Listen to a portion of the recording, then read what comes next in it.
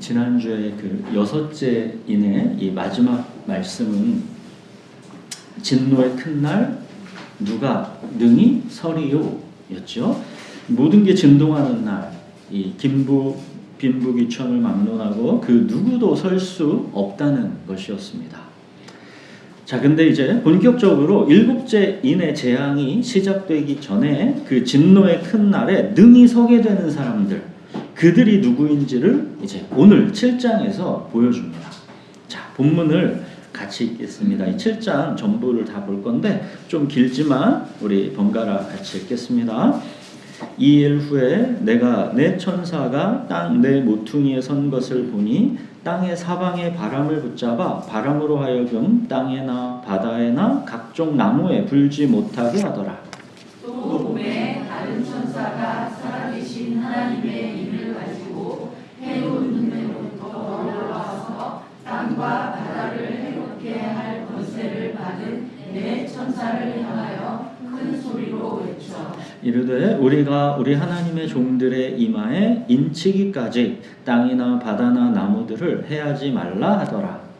내가 인침을 받은 자의 수를 들으니 이스라엘 자손의 각 지파 중에서 인침을 받은 자들이 14만 4천이니 유다 지파 중에 인침을 받은 자가 1만 2천이요 르우벤 지파 중에 1만 2천이요 갓 지파 중에 1만 2천이요 아셀 지파 중에 1만 2천이요 납달리 지파 중에 1만 2천이요 므낫세 지파 중에 1만 2천이요 시므온 지파 중에 1만 2천이요 레위 지파 중에 1만 2천이요 이스라엘 지파 중에 1만 2천이요 스불론 지파 중에 1만 2천이요 요셉 지파 중에 1만 2천이요 베냐민 지파 중에 인침을 받은 자가 1만 2천이라. 이일 후에 내가 보니 각 나라와 족속과 백성과 방언에서 아무도 능히 셀 수 없는 큰 무리가 나와 흰옷을 입고 손에 종려 가지를 들고 보좌 앞과 어린 양 앞에 서서 큰 소리로 외쳐 이르되 구원하심이 보좌에 앉으신 우리 하나님과 어린 양에게 있도다. 모든 천사가 보좌와 장로들과 내 생물의 주위에 서 있다가 보좌 앞에 엎드려 얼굴을 대고 하나님께 경배하여 이르되 아멘. 찬송과 영광과 지혜와 감사와 존귀와 권능과 힘이 우리 하나님께 세세토록 있을지어다. 아멘 하더라. 장로 중 하나가 응답하여 나에게 이르되 이 흰옷 입은 자들이 누구며 또 어디서 왔느냐? 내가 말하기를 내 주여 당신이 아시나이다 하니 그가 나에게 이르되 이는 큰 환난에서 나오는 자들인데 어린 양의 피에 그 옷을 씻어 희게 하였느니라. 그러므로 그들이 하나님의 보좌 앞에 있고 또 그의 성전에서 밤낮 하나님을 섬김에 보좌에 앉으신 이가 그들 위에 장막을 치시리니 그들이 다시는 줄이지도 아니하며 목마르지도 아니하고 해나 아무 뜨거운 기운에 상하지도 아니하리니 이는 보좌 가운데 계신 어린 양이 그들의 목자가 되사 생명수샘으로 인도하시고 하나님께서 그들의 눈에서 모든 눈물을 씻어주실 것임이라. 네.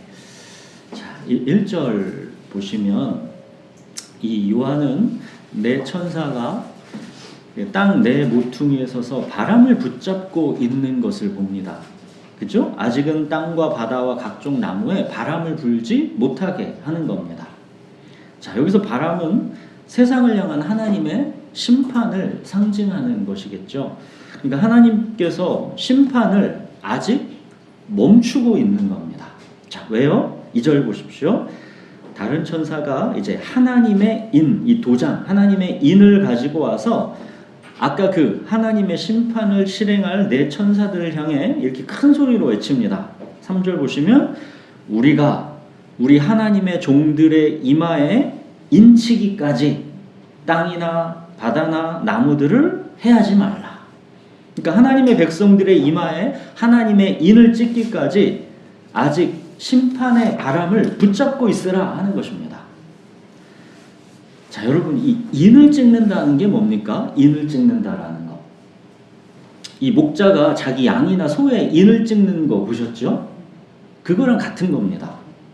하나님의 인이 찍혀 있다라는 것은 그는 하나님의 소유이고 하나님이 보호하신다라는 것을 말하는 겁니다. 이걸 잘 보여주는 게 우리 이사야 43장에 있죠. 한번 볼까요? 이사야 43장 1절, 2절, 2절을 한번 보겠습니다. 구약 1019페이지를 한번 보시죠. 구약 1019페이지 이사야 43장 1절, 2절 보십시오. 우리가 아마 대부분 다 잘 아는 말씀인데 이게 바로 하나님의 인이 찍혀 있다라는 게 뭔지를 보여주는 겁니다. 자, 43장 1절, 2절 제가 읽겠습니다. 야곱아, 너를 창조하신 하나님께서 지금 말씀하시느니라. 이스라엘아, 너를 지으신 이가 말씀하시느니라. 너는 두려워하지 말라. 내가 너를 구속하였고 내가 너를 지명하여 불렀나니 너는 내 것이라. 내가 물 가운데로 지날 때 내가 너와 함께 할 것이라. 강을 건널 때 물이 너를 침몰하지 못할 것이며 내가 불 가운데로 지날 때 타지도 아니할 것이요 불꽃이 너를 사르지도 못하리라. 이게 하나님의 소유, 하나님의 보호라는 것이죠. 이게 바로 하나님의 인치심입니다. 자, 이렇게 하나님의 이제 인이 찍힌 사람들, 이 인침받은 수가 4절에 보시면 몇 명이랍니까? 이스라엘 자손의 각 지파 중에서 이 인침받은 자들, 이게 14만 4천 명입니다. 이 5절에 보시면 이스라엘 12지파 각각 1만 2천 명씩이죠. 12에 1만 2천 명에서 14만 4천인 것이죠. 자, 이 각 지파의 숫자를 계수하는 장면. 이거는 민수기에서 군대를 소집하는 장면을 떠올리게 하는 것이죠. 그러니까 성경에서 이렇게 지파별로 숫자를 세는 목적은 이게 언제나 전쟁에 나갈 군사를 파악하기 위한 것입니다. 그러니까 핵심이 이 본문에서 뭐냐? 이 땅에서 하나님의 백성은 하나님의 군대로서 전투하는 교회라는 것입니다. 여러분, 이 땅에서 우리 그리스도인의 삶은 전투입니다.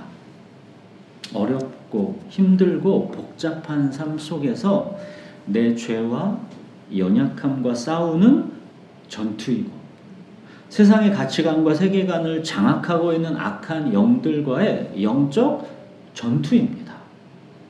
바울도 자기가 전투가 끝나가는 시점에서 마지막 유언인 이 디모데 후서에서 디모데에게 이렇게 권면하지요. 너는 그리스도 예수의 좋은 병사로 나와 함께 고난을 받으라. 병사로 복무하는 자는 자기 생활에 얽매이는 자가 하나도 없나니 이는 병사로 모집한 자를 기쁘게 하려 함이라. 자, 내가 전투에 임하는 군인이냐? 아니면 소풍을 즐기려는 사람이냐에 따라 삶을 대하는 태도가 완전히 달라지는 것입니다. 소풍을 즐기려는 사람은 날씨만 안 좋아도 불만이고 조금만 불편해도 서운해져서 원망이 가득합니다. 그러나 전투에 임하는 군인은 장막에서의 불편한 생활을 대수롭게 여기지 않습니다. 먹을 것도 풍족하지 않고 쉴 수 있는 여유도 별로 없고 잠자리도 편안하지 않은데 왜 힘들지 않겠습니까? 맡겨진 임무가 있고 전투 중이기 때문입니다. 전투 중인 군인이기 때문에 자기 생활에 얽매이지 않는 것이고 고난을 당연하게 여기는 것입니다. 여러분, 서울 노량진의 고시총회를 가보십시오. 부잣집 아들, 딸들도 고시 준비한다고 자기 집에 그 크고 넓은 집을 다 놔두고 이 비좁은 고시원에서 먹는 것도 대충 먹고 놀 시간도 없이 오로지 시험 준비에만 매진합니다. 또 오지로 단기 선교를 가 있다라고 여러분 생각해 보십시오. 불편한 생활을 다 감수하죠. 맡겨진 임무가 있고 전투 중이기 때문입니다. 여러분, 우리 그리스도인은 이 세상에서 소풍을 즐기려고 남아있는 것이 아니라 하나님이 우리 각자의 이마에 인을 찍어서 소집한 군대로서 전투 중인 것입니다. 물론 간간히 소풍 같은 휴식이 우리에게 있지요. 근데 본질은 전투 중이라는 겁니다. 우리가 지난 수요 예배 말씀에서 두 가지를 진정 알고 있는가를 고린도후서 5장 말씀에서 봤었죠. 자, 첫째, 이 땅에 있는 장막집이 무너지면 하늘에 있는 영원한 집이 우리에게 있다라는 것을 정말로 알고 있는가? 둘째, 우리가 다 반드시 그리스도의 심판대 앞에 서서 각각 이 선악간에 그 몸으로 행한 것을 따라 받게 된다라는 것을 정말로 두렵게 알고 있는가? 우리가 진정 이 두 가지를 안다면 어떻게 해서든지 소풍을 더 열심히 즐기려고 하면서 자기 자신을 위해 살아가지는 않는 것이죠. 여러분, 이 땅에서의 교회는 전투하는 교회입니다. 우리 그리스도인은 하나님의 부르심을 받은 군대입니다. 여러분, 신앙을 지식과 관념으로 하지 말고 우리 몸으로, 우리 삶으로 해야 하는 겁니다. 우리 머리의 생각과 관념을 제물로 바치는 게 아니라 우리의 몸을 산제물로 바치는 것. 이게 영적 예배인 것이고 이걸 신앙생활이라고 하는 것입니다. 소풍이나 즐기려는 사람에게는 하나님의 말씀은 그냥 다만 유익한 관념적 지식에 불과한 것이고, 전투하는 군인에게 하나님의 말씀은 그 자체가 생명, 먹어야만 힘을 내서 살 수 있는 밥인 겁니다. 군인에게 말씀이라는 게 어떤 건지를 시편에서 한번 볼까요? 우리 시편 119편을 보시면 한번 894페이지를 한번 보십시오. 시편 119편에 92절, 93절을 한번 보십시오.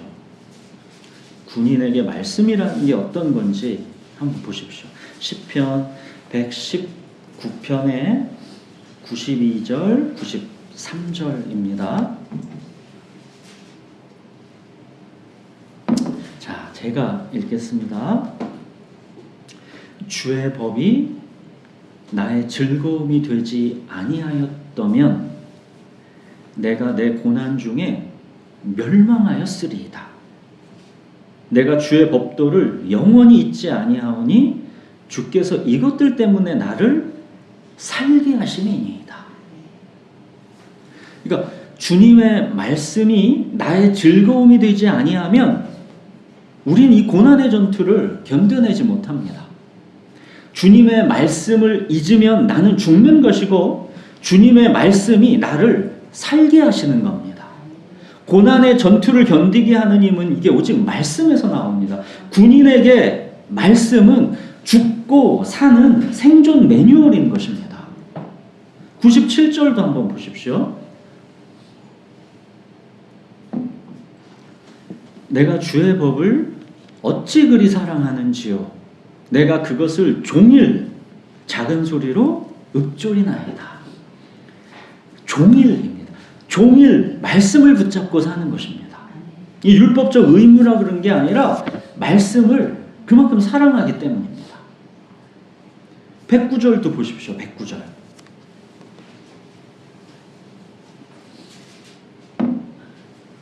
나의 생명이 항상 위기에 있사오나 나는 주의 법을 잊지 아니하나이다.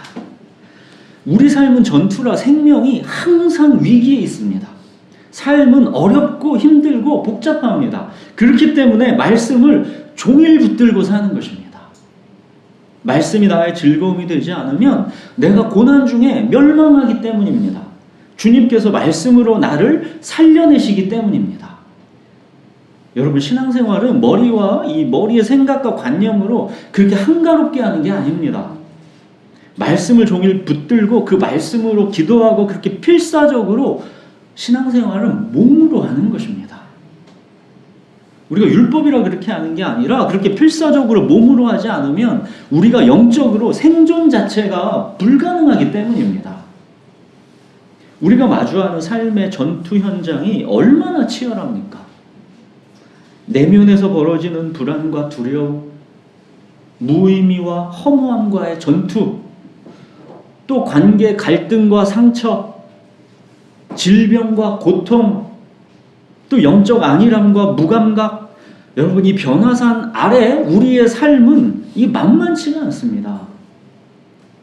이 온갖 치열한 전투 현장에서 항상 기뻐하라, 쉬지 말고 기도하라, 범사에 감사하라. 이게 우리를 향하신 하나님의 뜻이죠. 우리 사령관이신 주님의 이 명령을 수행하는 것. 여러분, 삶의 현장에서 항상 기뻐하고 쉬지 말고 기도하고 범사에 감사하라는 우리 주님의 이 명령, 이게 쉽습니까? 이거 필사적으로 몸으로 수행해야 하는 전투인 것입니다. 여러분, 교회는 지금 소풍 나온 게 아니라 하나님의 부르심을 받아 전투하는 군대라는 것, 이거를 명심하십시오. 자, 이제 본문에서 이제 여기까지가 요한이 이 땅에서의 전투하는 교회에 대해서 귀로 들은 내용입니다. 4절에 보시면 내가 들으니 그렇게 했을 거예요. 자, 근데 이제 9절부터는 요한이 귀로 들은 것이 아니라 눈으로 보게 되는 하늘의 교회가 나옵니다. 전에 5장에서 사자와 어린 양 기억하시죠? 요한이 귀로 들은 건 사자인데 눈으로 본 건 어린 양이었죠. 여기 7장에서도 4절에서 요한이 귀로 들은 거는 지상에서 이 전투하는 교회, 이 14만 4천 명, 그들이 하나님의 인이 찍힌 하나님의 백성들, 이게 이제 귀로 들은 것이고, 이제 9절에서 요한이 이제 눈으로 보게 되는 거는 이게 실제 하늘의 교회입니다. 9절 보십시오. 이 일 후에 내가 보니 각 나라와 족속과 백성과 방언에서 아무도 능히 셀 수 없는 큰 무리가 나와 흰옷을 입고 손에 종려가지를 들고 보좌 앞과 어린 양 앞에 서서. 자, 보십시오. 이스라엘의 12지파 14만 4천 명을 도장 찍힌 하나님의 백성으로 지금 들었는데, 자, 눈으로 보니까 이스라엘뿐만 아니라 온 열방에서 하나님의 백성이 나왔습니다. 그 숫자도 셀 수 있는 14만 4천 명이 아니라 아무도 능히 셀 수 없는 큰 무리입니다. 이게 하늘의 실제입니다. 그러니까 14만 4천 명이 지상에서 환난을 겪으며 전투하는 교회의 모습이라면 아무도 능히 셀 수 없는 큰 무리는 하늘에서 승리를 맛보고 있는 이미 승리한 교회의 이 완성된 모습인 겁니다. 자, 여러분, 이거는 시간을 사는 우리에게는 현재와 미래로 구분되지만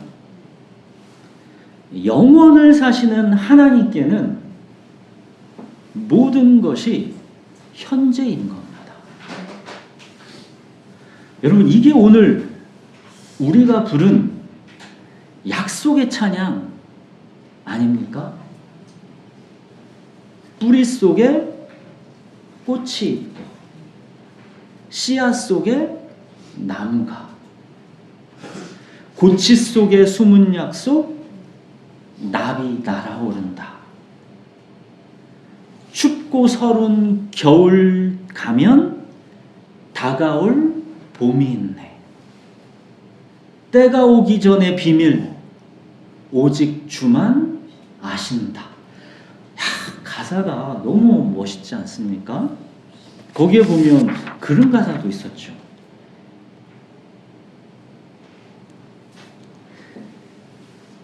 미래 낳은 지난 과거 품은 신비가 있네. 놀랍지 않습니까? 미래를 내 과거가 나았다라는 거예요. 거기에 신비가 담겨 있다는 겁니다. 우리의 죄와 연약함이라는 그 과거까지도 우리의 영광스러운 미래를 낳고 있다는 겁니다. 거기에 품은 신비가 들어있다는 것이죠. 이게 지금 이 요한이 보여주는 이 장면, 이 땅에서의 이 전투하는 교회와 하늘의 이 영광스러운 교회를 동시에 보여주고 있는 것, 이게 우리에게는 한참 먼 미래의 일 같지만 이게 동시에 영원 속에서 함께 존재하는 것이다 라는 것이죠. 여러분, 하나님께서 아브라함에게 주셨던 약속을 한번 생각해 보십시오. 자식 하나 없는 아브라함을 찾아오셔서 밖으로 이끌고 나가시더니 이렇게 말씀하셨죠. 하늘을 우러러 뭇 별을 셀 수 있나 봐라.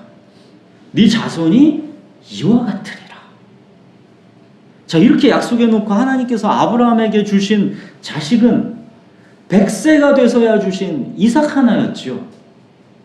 그렇지만 하나님은 아브라함에게 또 약속하지 않습니까? 내가 내게 큰 복을 주고 네 씨가 크게 번성해서 하늘의 별과 같고 바닷가의 모래와 같게 하리니 내 씨가 그 대적의 성문을 차지하리라.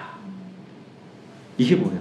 뿌리 속에 꽃이 있고 씨앗 속에 나무가 이미 있는 것이죠. 때가 오기 전에 비밀, 오직 주만 보시는 것이죠.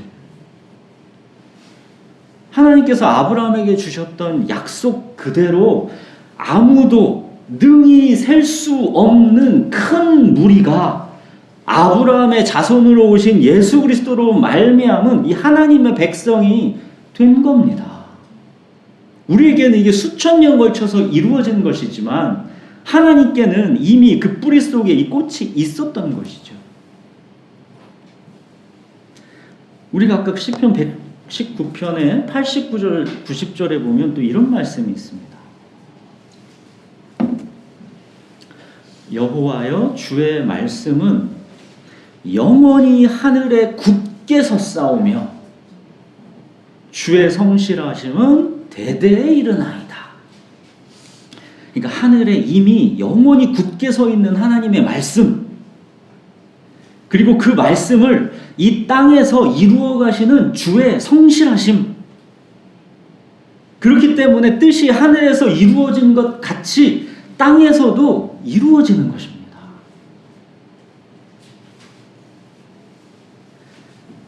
자, 아무도 능히 셀 수 없는 큰 무리가 흰옷을 입고 이제 손에 종려가지를 들고 이제 찬송합니다. 10절 보십시오. 구원하심이 보좌에 앉으신 우리 하나님과 어린 양에게 있도다. 여러분, 이 구원하심이 없으면 우리는 다 멸망하는 겁니다. 하나님이 보내신 독생자 예수 그리스도의 십자가, 이 길 말고 다른 길은 없습니다. 이게 바로 지난주 진노의 큰 날 누가 능히 서리오에 대한 답인 것이죠.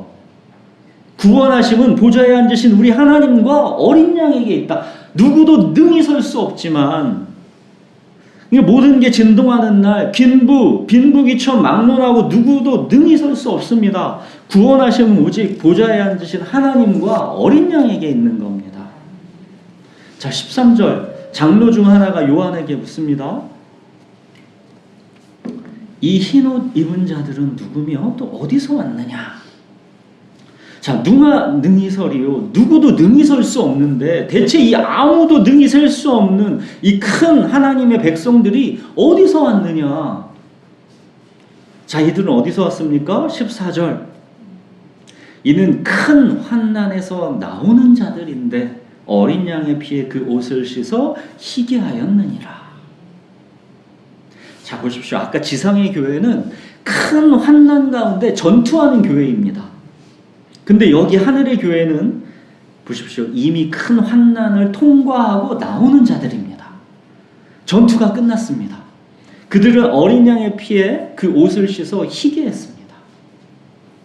하나님께서 십자가 예수 그리스도를 죽임당하는 어린 양으로 내어 주심으로 이마에 도장 찍은 자기 백성을 구원하신 겁니다. 우리는 다 양 같아서 그릇 행하여 각기 제 길로 갔거늘 여호와께서는 우리 모두의 죄악을 그에게 담당시키셨도다. 자, 이제 지상에서 환난을 겪으며 전투하는 교회랑 다르게 이미 큰 환난을 통과해 나와서 하늘에서 승리를 맛보는 교회가 어떤 모습인지 보십시오. 15절에서 17절을 이거 번갈아 읽겠습니다. 그러므로 그들이 하나님의 보좌 앞에 있고 또 그의 성전에서 밤낮 하나님을 섬김에 보좌에 앉으신 이가 그들 위에 장막을 치시리니 그들이 다시는 죽이지도 아니하며 목마르지도 아니하고 해나 아무 뜨거운 기운에 상하지도 아니하니 이는 보좌 가운데 계신 어린 양이 그들의 목자가 되사 생명수샘으로 인도하시고 하나님께서 그들의 눈에서 모든 눈물을 씻어주실 것입니다.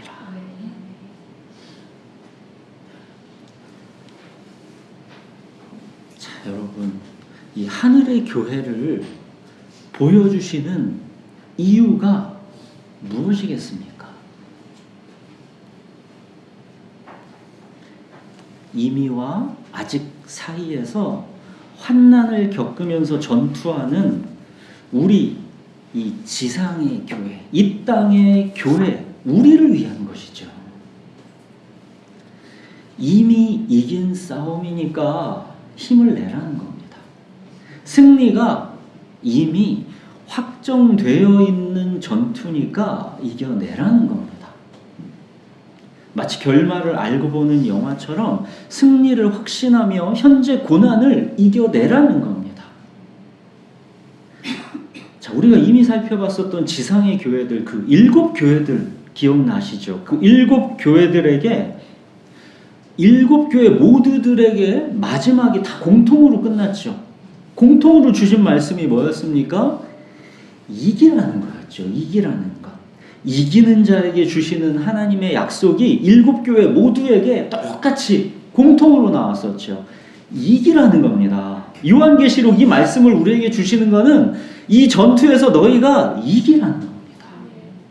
여러분, 환난은 우리를 파괴하는 것이 아니라 오히려 이미 이긴 싸움의 과정에서 우리를 이제 정결하게 하고 온전하게 만드는 하나님의 도구입니다. 우리는 자꾸만 소풍만 즐기려고 하고 하는 우리죠. 그래서 우리를 흔들어 깨워서 다시 전투에 임하게 하시는 하나님의 나팔소리인 겁니다. 환난이 오고 몸이 막 아프고 그래야 우린 정신 차리죠. 아이고, 이 땅이 전부가 아닌 게 천만다행이다라는 게 내가 아파야 그게 보이는 거죠. 여러분, 삶은 전투입니다. 삶은 원래부터가 어렵고 힘든 겁니다. 고난이 전혀 이상할 게 없는 것, 그게 원래 이 땅에서의 삶입니다. 우리 성도들은 마침내 그 마지막 그 진동의 날, 질병과 고통과 슬픔과 눈물과 외로움과 연약함과 고난, 이 비계가 후두둑 다 떨어져 나가면서 드디어 이제 감추어졌던 영광스러운 궁궐의 본 모습이 드러나는 것입니다. 그러니까 하나님의 말씀이 반드시 성취될 것이다라는 것을 너희가 믿고 이기라는 겁니다. 예수님도 십자가에 달리기 전에 제자들에게 말씀하지 않았습니까? 세상에서는 너희가 환난을 당하나 담대하라. 내가 세상을 이기었노라. 너희에게 환난은 당연히 있을 것이지만 당연하다는 겁니다. 너희에게 환난은 당연히 있을 건데 이미 이긴 싸움이다라는 것을 명심하고 담대하게 승리하라는 것입니다. 여러분 지금 이 7장에 환난을 겪으면서 전투하고 있는 지상의 교회랑 이미 승리를 맛보고 있는 하늘의 교회를 대비하는 장면은 지난주처럼 계속 오늘날 우리에게 묻고 있는 겁니다. 내가 네 환난과 궁핍을 알거니와 실상은 네가 부요한 자니라. 이렇게 주님을 기쁘시게 하는 군인의 길을 달려갈 것인지, 아니면 나는 부자라 부요하여 부족한 것이 없다 하나 내 곤고한 것과 가련한 것과 가난한 것과 눈먼 것과 벌거벗은 것을 알지 못하는도다. 이렇게 육체의 만족과 이생의 자랑을 추구하면서 소풍이나 즐기는 길을 걸어갈 것인가? 하나님의 인이 찍힌 하나님의 군대, 하나님이 전투를 위해 부르신 우리가 군인으로 살아갈 것인가, 아니면 세상 즐거움에 빠져 소풍객으로 살아갈 것인가를 묻고 있는 것입니다. 군인으로 살아가는 것보다는 소풍객으로 사는 게 지금 당장 눈에 보기에는 이익인 것처럼 보이죠. 그렇지만 이 장막집을 벗고 나면 하늘에 우리의 영원한 집이 있다라는 것을 우리가 정말로 안다면, 그리스도의 심판대 앞에서 우리가 각각 반드시 서야 한다라는 것을 우리가 정말로 두렵게 안다면, 무엇이 나에게 이익인지는 달라지는 것입니다. 여러분, 기다림의 시간이 만만치 않습니다. 전투가 고단하고 힘듭니다. 소풍이나 즐기면서 살고 싶은 유혹이 굉장히 강하게 찾아옵니다. 주변의 대부분의 정말 소풍이나 즐기고 있는 것처럼 그렇게 사람들이 다 보일 때는 더욱더 전투하는 군인으로 서 있다라는 게 고독하고 힘이 든 것입니다. 그러나 주님이 약속하셨습니다. 볼지어다 세상 끝날까지 내가 너희와 항상 함께하리라. 우리 주님의 이 약속은 소풍객들에게 주시는 약속이 아닙니다. 전투하는 교회에 주시는 우리 사령관이신 주님의 약속입니다. 사랑하는 여러분, 신앙생활을 지식이나 관념으로 한가롭게 소풍 나온 사람처럼 하지 말고 우리 몸으로, 우리 삶으로 필사적으로 군인처럼 해야 합니다. 항상 기뻐하고 쉬지 말고 기도하고 범사에 감사하는 것, 여러분 이거 전투입니다. 나의 생명이 항상 위기에 있사오나 주의 법을 잊지 아니하나이다. 나의 생명이 항상 위기 가운데 있습니다. 여러분, 삶은 전투입니다. 하나님의 말씀을 잊으면 우리가 죽는 겁니다. 군인에게 말씀은 생존 매뉴얼입니다. 여러분, 우리는 이마에 하나님의 인이 찍힌 사람들, 하나님의 소유, 하나님의 군대입니다. 자기 자신을 위해 살지 마시고 우리를 군대로 부르신 주님을 기쁘시게 하는 삶을 사십시오. 춥고 서른 겨울 가면 다가올 봄이 있습니다. 우리 기도하겠습니다.